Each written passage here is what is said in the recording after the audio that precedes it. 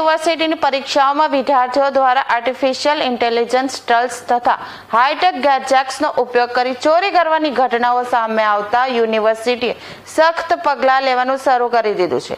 Computer સાયન્સની પરીક્ષામાં એક વિદ્યાર્થીનીએ ચેટ જીપીટીની મદદથી કોડિંગના જવાબ લખવાનો પ્રયાસ કર્યો હતો, જે પકડાઈ ગઈ હતી। આ સાથે જ mobile, smart watch, Bluetooth earbuds જેવા ગેજેટ્સ છુપાવીને લઈ જવાની અનેક ઘટનાઓ પ્રકાશમાં આવી છે।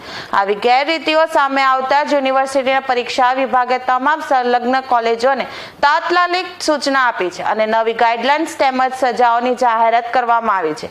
પરીક્ષા હોલમાં મોબાઈલ, સ્માર્ટ વોચ, એરબડ્સ સહિત કોઈ પણ ઇલેક્ટ્રોનિક ગેજેટ લાવવા પર સંપૂર્ણ પ્રતિબંધ મૂકવામાં આવ્યો છે। સાથે જ પરીક્ષા પહેલા અને પછી દરેક વિદ્યાર્થીનીનું શારીરિક ચેકિંગ ફરજિયાત છે। પરીક્ષા દરમિયાન સીસીટીવી કેમેરા દ્વારા સતત મોનિટરિંગ થશે તેમજ પ્રશ્નપત્ર અને ઉત્તરવહીની ચેકિંગ માટે વિશેષ સ્ટાફની નિમણૂક પણ કરાશે।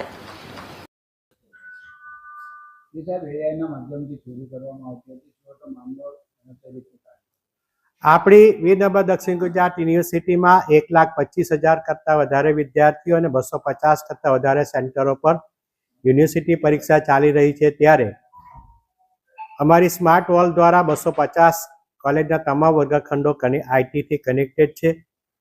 સ્કોડને સૂચના મળતા અને ખંડ સુપરવાઇઝરે એ વિદ્યાર્થીઓની જે હિલચાલ છે એના ઉપરથી બે વિદ્યાર્થીઓ, એક વિદ્યાર્થી અને એક વિદ્યાર્થિનીએ એ સ્માર્ટ વોચથી તેઓ ચેટ જીપીટીથી લાઈવ જવાબો મેળવી રહ્યા હતા અને તે કેસ ચોંકાવનારો સામે આવ્યો છે। આ વિદ્યાર્થીઓ પર નિયમ મુજબ કરતાં ડબલ તેને આર્થિક દંડ પણ કરવામાં આવશે અને આ પ્રકારના electronic gadget, ball pen, electronic ring એ જે પ્રકારના ઇલેક્ટ્રોનિક છે કે જે વાઈફાઈથી કનેક્ટેડ થઈ શકે છે એવા પ્રકારના ઉપકરણો લઈ જવાનો અમે પ્રતિબંધ પણ ફરમાવી રહ્યા છીએ અને સમય જતાં એક વધારે આર્થિક દંડ કરવાનું પણ વિચારી રહ્યા છીએ।